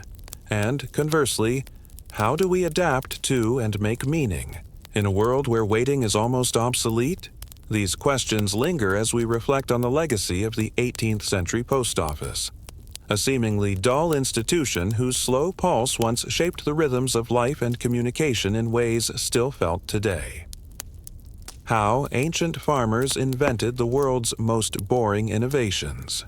When you think of ancient history, grand empires, epic battles, and monumental achievements may come to mind. But beneath the sweeping narratives of kings and conquerors lies a quieter, less glamorous story. One of farming communities patiently coaxing life from the earth. These ancient farmers, often overlooked, were the real pioneers of what we might call the most boring innovations. Practical, repetitive, and slow-developing techniques that shaped the foundations of civilization. The transition from hunter-gatherer lifestyles to settled agriculture was neither swift nor dramatic in the way we often imagine. Instead, it involved centuries of experimentation, adaptation, and persistence. Around 12,000 years ago, during the Neolithic period, humans began domesticating plants and animals in regions like the Fertile Crescent, parts of Asia, and Mesoamerica. This shift created the need for new tools, methods, and social structures to manage crops and livestock effectively. One of the earliest and most fundamental innovations was the development of simple plows, often just sticks or digging tools that scratched the soil's surface. These primitive implements allowed farmers to turn the earth, aerate it, and prepare seedbeds more effectively than hand planting alone. While the idea of dragging a stick through dirt may seem mundane, it marked a profound change, introducing a new rhythm of labor tied to the seasons, soil, and weather. Alongside tools, ancient farmers began experimenting with crop rotation and field management. By observing the soil's fertility and the effects of planting different crops in sequence, they discovered ways to maintain productivity over years. This practice required patience and long-term planning, as the benefits of crop rotation could only be seen after multiple growing cycles. It was an early form of sustainable agriculture, born from trial and error and careful observation. Irrigation systems also emerged as essential innovations. In places like Mesopotamia and Egypt, farmers built canals, ditches, and reservoirs to control water flow, ensuring crops received enough moisture even in dry seasons. Constructing and maintaining these systems was tedious, labor-intensive work requiring community cooperation. The ability to harness water for farming represented a slow but steady advance in human ingenuity. Seeds themselves became objects of selection and refinement. Ancient farmers saved seeds from the best plants, gradually encouraging traits like larger grains or better resistance to pests. This selective breeding was a process stretching over generations, requiring detailed knowledge of plants and patience for results that might only appear years later. These innovations, while not dramatic or glamorous, had enormous consequences. They laid the groundwork for population growth, the rise of towns and cities, and the complex economies that followed. But they also demanded a way of life centered on routine, hard work, and an intimate relationship with nature's cycles, etikasuri, far cry from the romanticized image of sudden invention. Despite their importance, these agricultural innovations were often slow to spread. Geographic barriers, cultural differences, and the sheer effort required to change established habits meant that techniques evolved unevenly across regions. Farmers adapted their methods to local conditions, creating a patchwork of agricultural practices shaped by environment and tradition. The story of ancient farming is one of incremental progress, repetitive toil, and quiet resilience. It invites us to consider how much human history depends on the mundane, the steady, and the ordinary, the small innovations that support life and allow societies to endure. As you ponder this, you might wonder, how did these simple farming techniques evolve into the complex agricultural systems of later civilizations? And what social and cultural changes accompanied the slow but steady advance of these foundational innovations? Continuing from the quiet but critical advancements made by early farmers, we can explore how these simple techniques evolved into more complex agricultural systems that sustained larger populations and enabled the rise of ancient civilizations. 1. Of the key developments was the gradual mechanization and specialization of farming tools. While the earliest implements were crude sticks and digging sticks, over centuries they were refined into more effective tools such as the ard plow, a lightweight plow that scratched the soil without turning it completely over. This innovation, originating around 3000 BCE in regions like Mesopotamia and Egypt, allowed farmers to cultivate larger fields with less effort. Its simplicity belies its impact. By increasing land productivity, it supported food surpluses, which in turn freed some people to pursue crafts, trade, and administration. The evolution of irrigation also became more sophisticated. Early canal systems gave way to networks that could direct water to multiple fields and even control flooding in river valleys. For instance, in ancient Mesopotamia, large-scale irrigation required organized labor and governance, contributing to the emergence of bureaucratic systems. These projects were long-term and required maintenance and coordination, tasks that encouraged the formation of social hierarchies and centralized authority. Crop diversification also became an important strategy. Instead of relying on a single staple, farmers began cultivating multiple types of crops suited to different soils and climates. This not only improved diets but also made agricultural systems more resilient to pests, diseases, and droughts. The integration of legumes, grains, and vegetables into crop rotations showed an early understanding of soil health and ecosystem balance. Selective breeding practices grew more intentional and documented. While early farmers saved seeds from desirable plants, by the Bronze Age, they were experimenting with crossbreeding and controlled pollination to enhance traits. Domestication of animals like sheep, goats, cattle, and pigs paralleled crop improvements. These animals provided meat, milk, wool, and labor, making farming more efficient and diversified. The mundane routines of planting, weeding, harvesting, and storing crops required innovations in storage and preservation. Early granaries and storage pits evolved into more sophisticated facilities that protected food from pests and spoilage, ensuring year-round availability.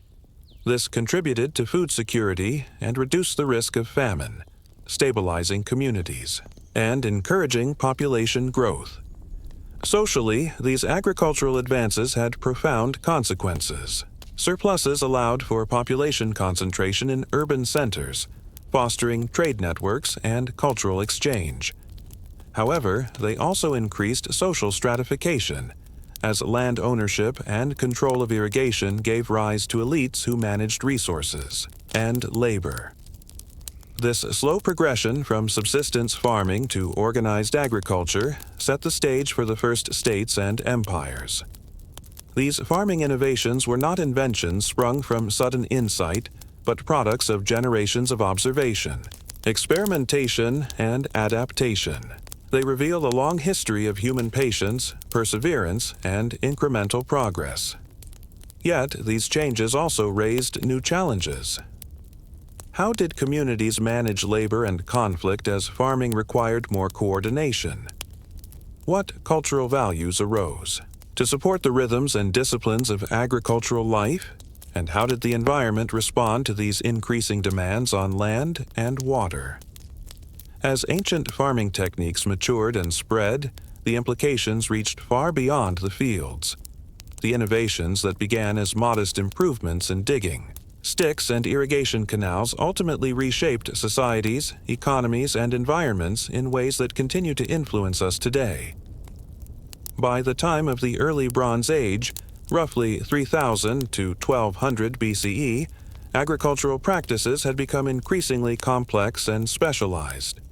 This complexity allowed for the rise of permanent settlements and urban centers, such as Uruk in Mesopotamia and Thebes in Egypt.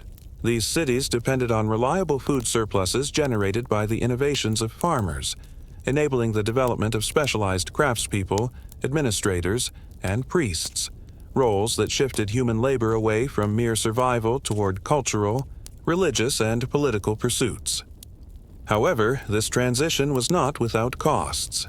The intensification of agriculture required more labor, often exerted through hierarchical social structures that enforced work on land and water management. The need to organize irrigation networks, construct storage facilities, and oversee planting schedules led to the emergence of bureaucracies and ruling classes. Social inequalities deepened, with landowners and officials wielding power over peasant farmers. Environmental impacts also became evident. Continuous cultivation, especially without crop rotation in some regions, gradually depleted soil fertility. Deforestation expanded as fields and pasture lands grew, leading to erosion and altered local climates. These slow environmental changes challenged communities to innovate further or face decline. Despite these challenges, the agricultural groundwork laid by ancient farmers proved remarkably resilient. Many of the techniques developed during these early periods, crop rotation, selective breeding, irrigation, and storage, persisted in various forms for millennia, underpinning the food systems of later civilizations. Even today, echoes of these innovations remain in the methods used by traditional farmers worldwide. The story of ancient farming innovations reminds us that history is often less about dramatic events and more about the steady, repetitive actions that sustain life. The boring work of tilling soil, managing water, and saving seeds was the foundation upon which civilizations rose. It also shaped human relationships with nature, time, and each other, building rhythms of labor and rest, patience and perseverance. As you reflect on this, consider how these ancient innovations contrast with modern industrial agriculture's speed, scale, and mechanization. What lessons can be drawn from the slow, careful, and adaptive approaches of ancient farmers? How might embracing aspects of their patience and attentiveness alter our relationship with food and the environment today? And finally, how might this history of humble farming innovations change the way we understand progress? Not as sudden leaps, but as the accumulation of countless small, steady steps taken by ordinary people across generations. Medieval laundry, the endless struggle to stay clean. When you imagine medieval life, your mind might wander to castles, knights, and grand feasts. But beneath this dramatic veneer lies a far less glamorous reality. The persistent challenge of staying clean in a world without modern plumbing, detergents, or washing machines. Laundry in the Middle Ages was a tedious, time-consuming, and often smelly affair, revealing much about daily life, social norms, and human resilience. In medieval Europe, cleanliness was a complex concept. While the Church often promoted spiritual purity, attitudes toward physical cleanliness varied widely. Bathing, for instance, was sometimes associated with sin or vanity, yet dirt and grime were unavoidable companions for most people. Clothes, being the primary barrier between the body and the environment, required regular cleaning, but how and when this happened was far from uniform or straightforward. The most common fabrics were wool and linen. Wool, worn for warmth, was notoriously difficult to clean because it absorbed odors and was sensitive to harsh treatment. Linen, made from flax fibers, was easier to wash but more expensive, often reserved for undergarments or fine clothing. Silk and other luxury materials existed, but required specialized care beyond the scope of typical household laundry. The process of washing clothes usually began with soaking garments in large tubs or basins filled with water, often heated if possible. This step helped loosen dirt and stains but did little to remove grease or oils. Soap, when used, was homemade from animal fats and wood ash, creating a basic alkaline substance.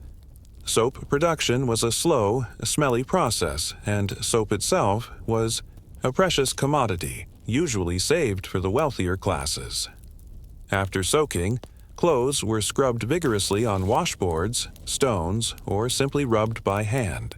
This laborious work could take hours, especially for large households or communal laundries. Rinsing followed, sometimes in running water if available, but often in stagnant ponds or rivers, exposing clothes to further dirt or contaminants. Drying was another challenge. Garments were hung on lines or draped over bushes, fences, or racks. Rain, humidity, and pests could undo much of the washing effort. For woolens, improper drying risked shrinking or felting the fabric, ruining the clothing, and forcing replacement. Stains, whether from food, sweat, or everyday grime, were notoriously hard to remove. Medieval laundry workers relied on various folk remedies. Mud, urine, ash, and even stale bread were rubbed into fabric to lift stains. The use of human urine, collected in chamber pots and barrels, might seem unpleasant today, but was a common source of ammonia, an effective cleaning agent. Laundry was not just a household chore, but often a social activity. In towns and villages, communal washhouses or riversides became gathering places where women exchanged news, advice, and gossip while scrubbing clothes. This created informal networks of support and socialization, but also exposed laundry workers to the hardships of weather and hard labor. The frequency of washing varied by social status and circumstance. Nobles and wealthy merchants could afford more frequent changes of clothing and had servants to manage laundry. Peasants, on the other hand, wore clothes until they were too dirty or damaged, often patching rather than washing extensively. Seasonal and religious calendars also influenced laundry schedules. Certain festivals or holy days demanded cleaner attire, prompting intensive laundry periods. Conversely, cold winters or times of scarcity meant less washing and more reliance on airing clothes to reduce odors. This slow, difficult process shaped not only personal hygiene but also social norms and economic structures. The production and trade of soap, textiles, and washing tools supported local economies. Laundresses, often women, formed an essential but undervalued labor force. As you consider these details, you might wonder, how did medieval attitudes toward cleanliness evolve over time?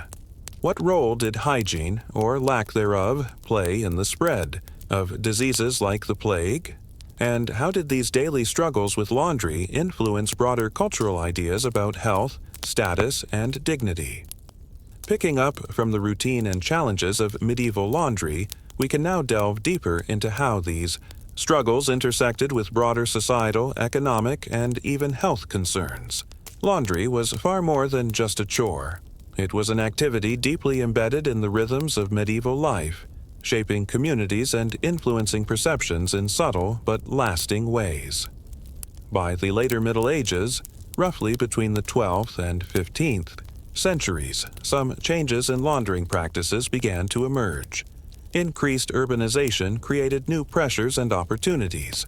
Towns grew larger, and with them, the demand for cleaner clothes and better hygiene rose, at least among the burgeoning middle classes. Yet infrastructure to support these needs remained minimal. Running water was rare, and sanitation systems were often rudimentary or non-existent, making the process of washing and drying clothes still a daunting endeavor. Communal washhouses, known in some regions as lavoirs, became more common, especially in larger towns. These public spaces, often located near streams or wells, were constructed specifically to facilitate laundry work. They provided sheltered areas for scrubbing and rinsing, and became important social hubs for women who gathered daily or weekly to do laundry. This communal aspect, while offering social support, also reinforced the gendered nature of laundry as women's labor, often undervalued and invisible in historical records. The economics of laundering also became more structured.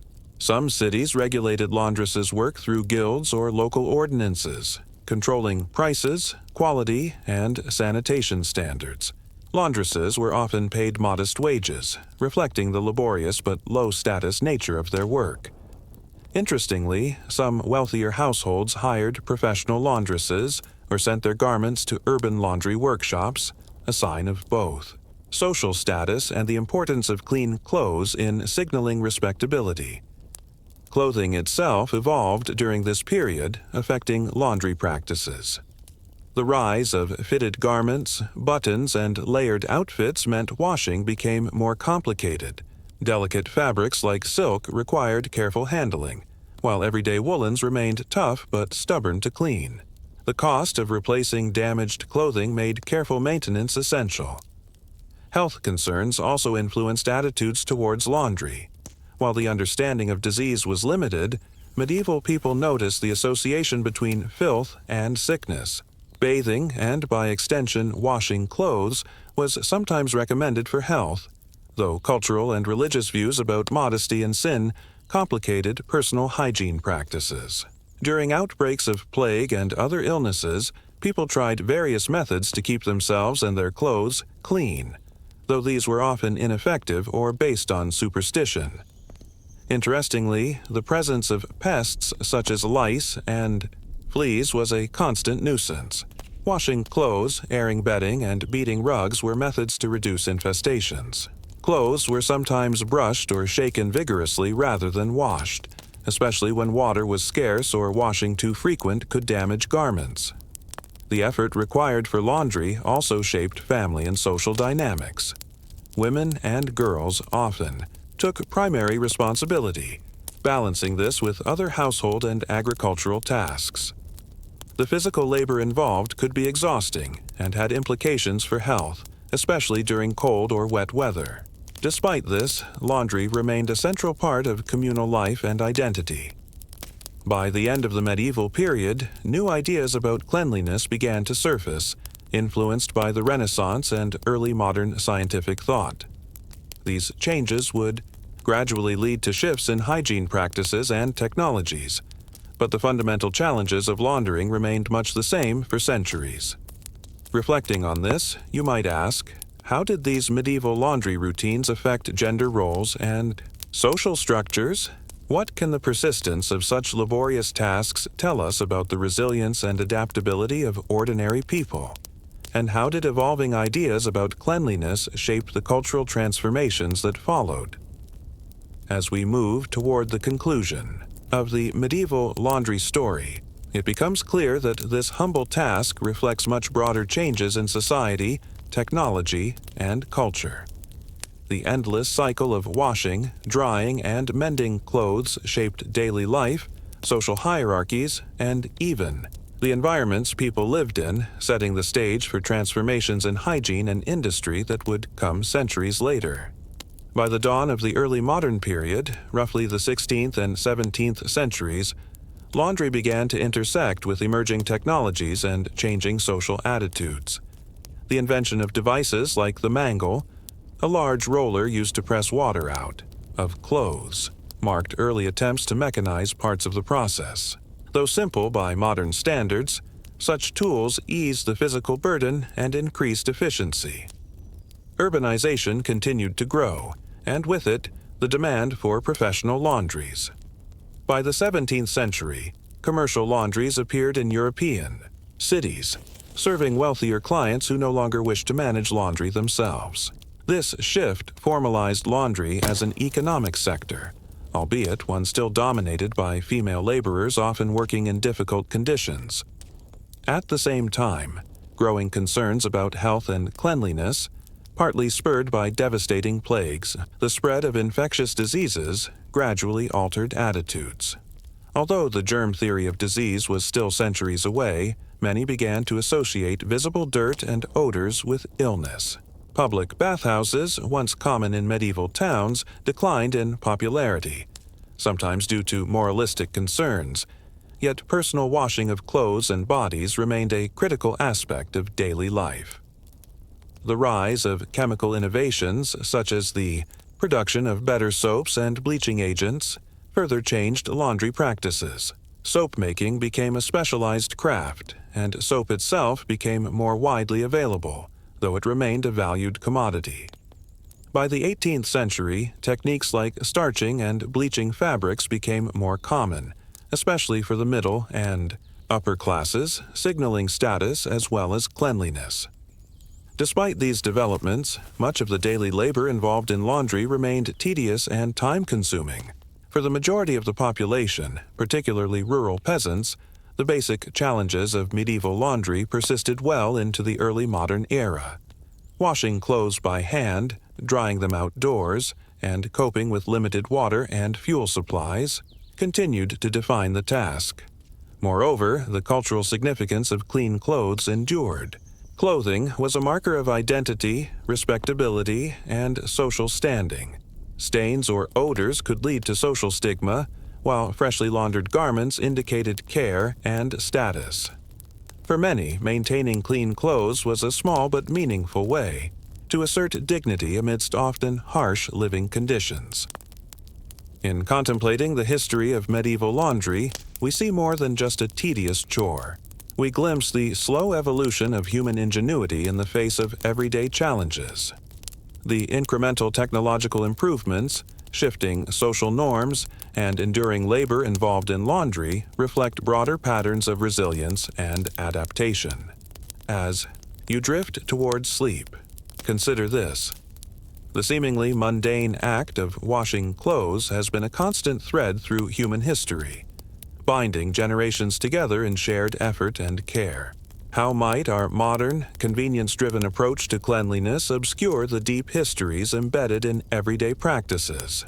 And what might we learn from the patience, persistence, and social bonds formed around such an unglamorous task? The history of medieval porridge.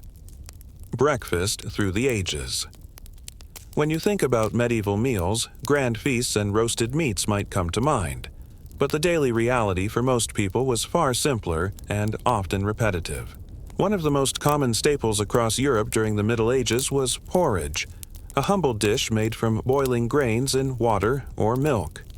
This unassuming meal was a crucial part of medieval diets, providing warmth, sustenance, and energy to start the day. Porridge's simplicity belies its importance. For peasants and laborers, breakfast was not about luxury but survival. The grains used in porridge, oats, barley, rye, or wheat, were often what people grew themselves or bought cheaply. These grains were relatively hardy, storable, and adaptable to various climates, making them a reliable food source in a world with frequent food shortages and unpredictable harvests. Preparing porridge was straightforward but required time and resources. The grains were typically ground into coarse meal or flour using hand-operated querns or watermills if available. This coarse texture meant the resulting porridge was thick, hearty, and sometimes gritty, far from the smooth versions familiar today. Cooking involved boiling the grain meal in water or sometimes milk over an open hearth or simple stove. Medieval kitchens were modest places. Cooking was done over wood or peat fires, which were difficult to control, making the cooking of porridge a careful balancing act of heat and timing. Too much heat could burn the bottom of the pot, while too little left the porridge undercooked and hard to digest. Households might have only 1 or 2 pots, so porridge often had to compete with other dishes for cooking time. Porridge was eaten plain or seasoned with whatever was available: salt, herbs, or occasionally a bit of honey, or butter if the household was fortunate. Meat was rare in a typical peasant's diet, so porridge provided the primary source of carbohydrates and calories needed for demanding physical labor, from tending fields to hauling water. Social and cultural attitudes toward porridge varied. In many regions, it was considered a food for the poor or for workers, while the wealthy might disdain its simplicity in favor of bread or more elaborate dishes.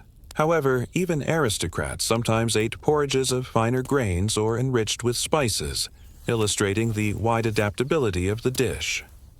Porridge also played a role beyond nourishment. It was portable and easy to reheat, making it a practical food for travelers, soldiers, and shepherds.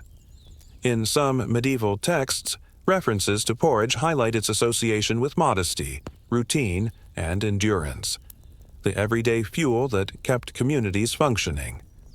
The preparation and consumption of porridge were also tied to seasonal rhythms. During harsh winters or early spring, when fresh produce was scarce, porridge became a critical staple. Its long shelf life, due to dried grains, ensured food security during lean months. Conversely, after the harvest, porridge might be supplemented with fresh milk or fruits when available, providing slight variations in flavor and nutrition.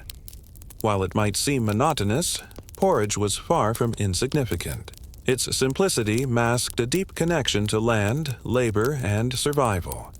The grains that formed its base were the product of centuries of agricultural development, and the act of making and eating porridge tied people to the natural cycles and social structures of medieval life. As you settle into the quiet world of medieval kitchens, you might wonder, how did such a simple dish come to hold such importance across cultures and centuries? What variations of porridge existed in different regions, and how did they reflect local resources and tastes? And how did this staple food evolve as societies changed and new ingredients became available? Building on the humble beginnings of medieval porridge, this section explores how the dish evolved across different regions and social classes, revealing deeper connections between food, culture, and economy. Though its basic ingredients remained simple, porridge's variations and preparation methods illustrate the adaptability and ingenuity of medieval societies. In Northern Europe, especially in areas like Scotland, Ireland, and Scandinavia, oats dominated as the grain of choice. The climate favored oats, which could withstand cooler temperatures and poor soils better than wheat. Oat porridge, often called oatmeal, was thick and hearty, providing essential calories during long, cold winters. Sometimes it was served with salt or a dollop of butter, but at other times it was made savory with additions like wild herbs, roots, or even small amounts of meat or fish stock. In contrast, Southern Europe leaned more heavily on wheat and barley. In Italy and Spain, for example, polenta, made from boiled cornmeal, would eventually emerge as a staple dish. But before the introduction of maize from the Americas, porridge-like dishes were made from barley or farro. These grains produced a lighter, more refined porridge, sometimes sweetened with honey or flavored with spices such as cinnamon or saffron among wealthier classes. The economic and social status of the eater profoundly influenced porridge's role on the table. For peasants, porridge was an everyday necessity, eaten plain or with minor embellishments. For the nobility, porridge was sometimes transformed into a delicate dish. By refining grains more thoroughly and adding richer ingredients, milk, eggs, cream, dried fruits, or nuts, it became a symbol of comfort and indulgence rather than survival. Cookbooks from the late medieval period include recipes for such porridges, demonstrating that this simple food could transcend class boundaries. The communal aspect of porridge also shaped its significance.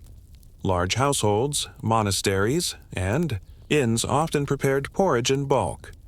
Monks in particular relied on porridge as part of their ascetic diets, finding nourishment and simplicity aligned with their spiritual practices.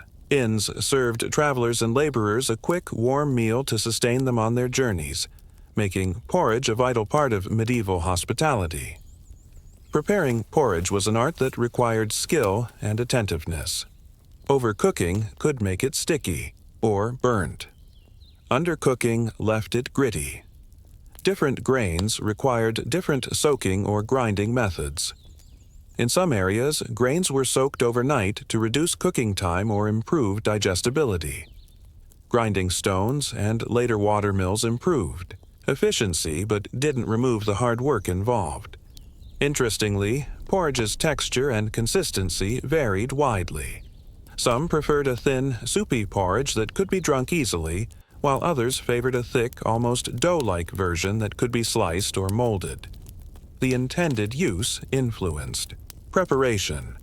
Thin porridges were often breakfast fare, while thicker ones might be used as a base for other foods or eaten as a snack during the day. The nutritional importance of porridge cannot be overstated. In a world without refrigeration or complex preservation methods, grains provided a reliable source of carbohydrates, fiber, and some proteins. When paired with dairy or occasional meat additions, porridge supported the demanding physical labor of farming, crafting, and traveling. Despite its central role, porridge was not immune to criticism. Some medieval writers disparaged it as a coarse or monotonous food.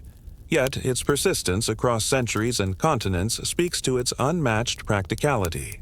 Even when newer or more luxurious foods appeared, porridge remained a staple, simple, dependable, and deeply embedded in daily life. This enduring presence prompts reflection. How did regional environments shape the varieties of porridge eaten? What cultural meanings did porridge carry beyond its nutritional value? And as trade and exploration expanded, how did the introduction of new grains and spices transform this ancient dish? As the medieval period gave way to the early modern era, porridge remained a cornerstone of daily nutrition, but also began to transform in response to wider changes in agriculture, trade, and culture. The simple grain-based dish, so essential to countless lives, reflects not only the continuity of tradition, but also the subtle shifts that would reshape food habits for centuries to come. The arrival of new crops and ingredients during the age of exploration in the late 15th and 16th centuries had a notable impact on porridge recipes across Europe. Most significant was the introduction of maize, corn from the Americas, which quickly became a staple in southern and eastern Europe. Polenta, a cornmeal-based porridge, gained popularity, especially in Italy and parts of the Balkans, replacing or supplementing traditional barley and wheat porridges. This new grain was easier to cultivate in some soils and climates and provided a hearty alternative that could feed growing populations. Similarly, potatoes and beans entered European diets, though their incorporation into porridge or porridge-like dishes was slower and varied by region. These crops expanded the options for adding nutrients and flavors to the traditional grain-based base. The early modern period also saw technological improvements that affected porridge preparation.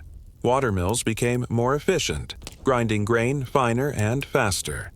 This allowed for smoother textures and a broader variety of porridges. The growing availability of metal cookware improved heat control, reducing the risk of burning and making cooking less labor-intensive. Socially, the place of porridge shifted somewhat. As diets diversified with increased wealth and access to imported goods like sugar, spices, and refined flours, porridge often became associated with rural life or lower socioeconomic classes. Urban populations had more access to bread, meat, and dairy products which were seen as more desirable.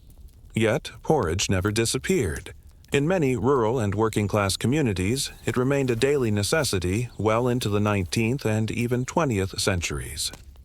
Culturally, porridge carried symbolic weight. It represented sustenance, humility, and the endurance of ordinary people through times of scarcity and hardship. In literature and folklore, porridge often appears as the staple that keeps the poor fed, or as a comfort food imbued with nostalgia and home.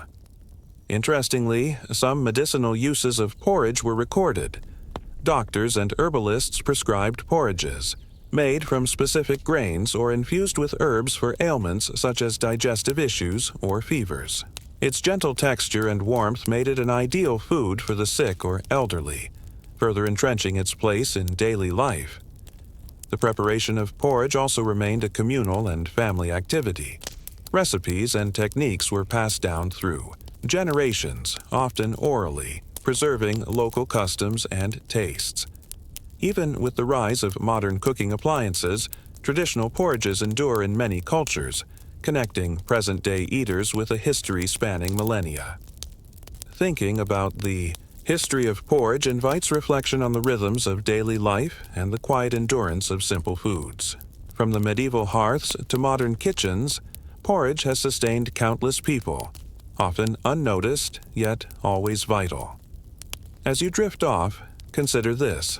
How does the story of porridge remind us of the deep connections between food, culture, and survival? In what ways do our everyday meals carry the echoes of ancient practices? And might embracing the simplicity and resilience of such humble dishes offer lessons for how we approach nourishment and community today?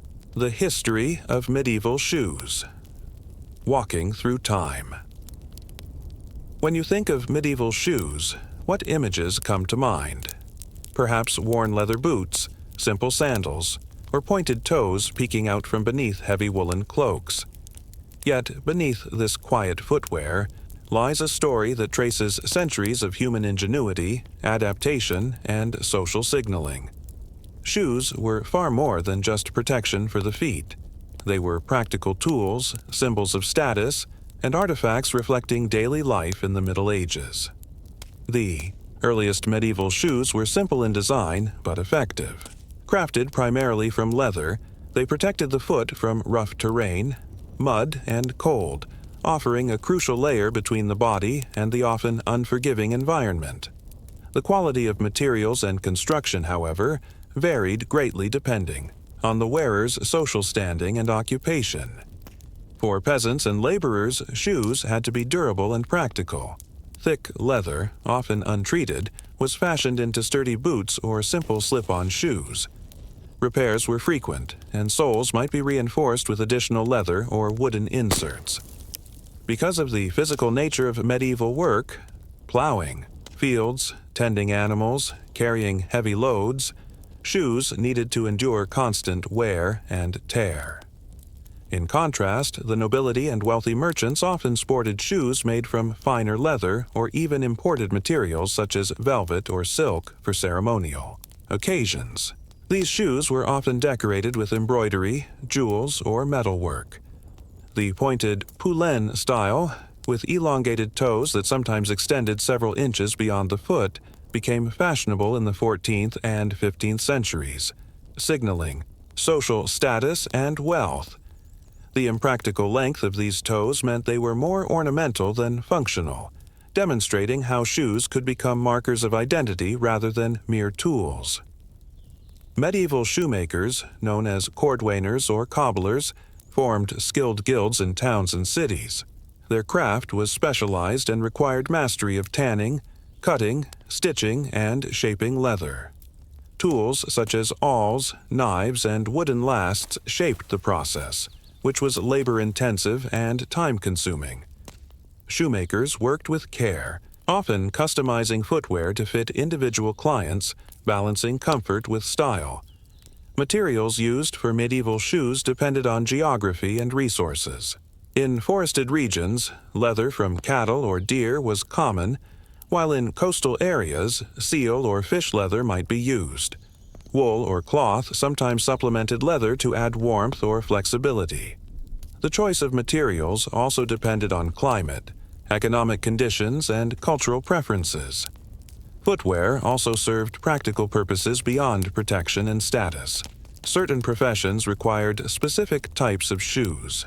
Fishermen might wear waterproofed boots, knights needed sturdy footwear compatible with armor, and monks often preferred simple sandals or barefoot walking as part of their spiritual discipline. Foot hygiene and shoe maintenance were vital concerns. Given the lack of modern socks or foot care products, medieval people had to manage issues like blisters, infections, and odor. Shoes were often lined with cloth or straw, which could be replaced regularly. Repairing shoes was a constant necessity, with patches and sole replacements extending the life of each pair. The cultural symbolism of shoes extended into language, customs, and law. Shoes were sometimes used in legal transactions as a symbolic transfer of property or authority. Folklore and superstition surrounded footwear. Losing a shoe might signify bad luck, while shoes were sometimes left at graves as offerings or protections. As you imagine, medieval streets filled with people in various footwear, from muddy peasants to elaborately shod nobles. You see how shoes quietly reveal the fabric of medieval society. They reflect economic realities, technological capabilities, and social hierarchies in ways often overlooked. This brings us to a subtle but important question.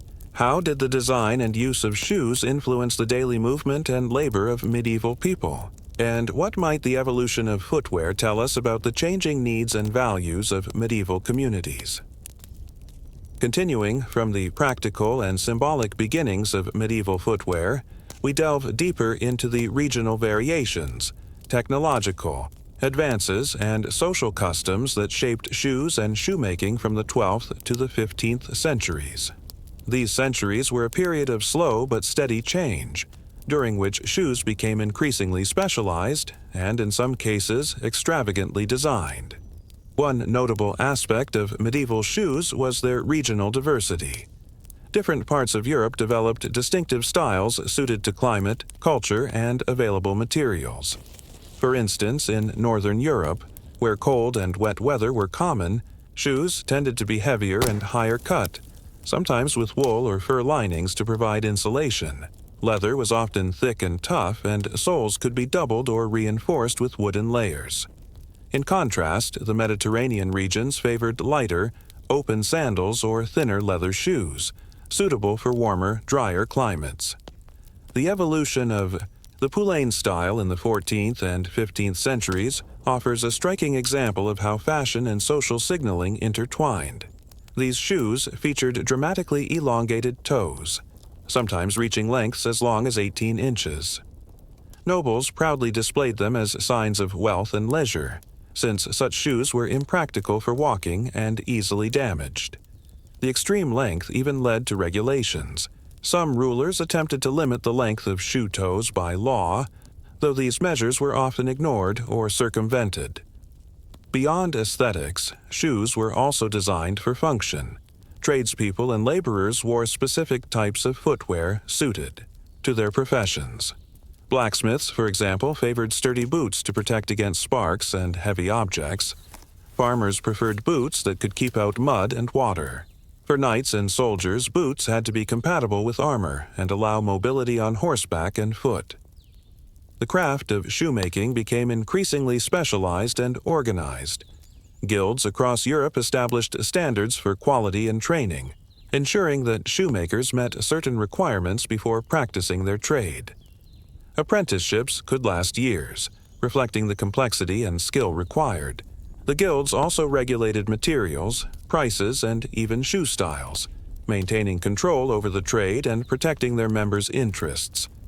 Technological developments, while gradual, influenced the production and quality of shoes. The introduction of better tanning methods improved leather durability and flexibility. The use of wooden lasts, foot-shaped molds, allowed shoemakers to produce more consistently shaped shoes, improving fit and comfort. Advances in stitching and sole attachment. Methods reduced wear and made shoes easier to repair. Shoes also had a role in medieval rituals and customs. For instance, the exchange of a shoe was sometimes part of marriage ceremonies, symbolizing the transfer of household authority. Shoes left at the graves of loved ones were believed to provide comfort or safe passage in the afterlife. In some cultures, stealing a shoe was a mischievous act associated with superstition. Hygiene and care remained concerns. Many people walked barefoot indoors to keep shoes dry and clean, preserving them for outdoor use. Cobblers sometimes repaired shoes by replacing worn soles with leather patches or adding metal nails for reinforcement. Shoe storage varied, but wealthier households might keep multiple pairs for different occasions. The quiet evolution of shoes during the medieval period reveals much about broader social and economic changes. The balance between function and fashion, the role of guilds, and the material culture of footwear all shed light on the lived experiences of medieval people, from peasants to nobles.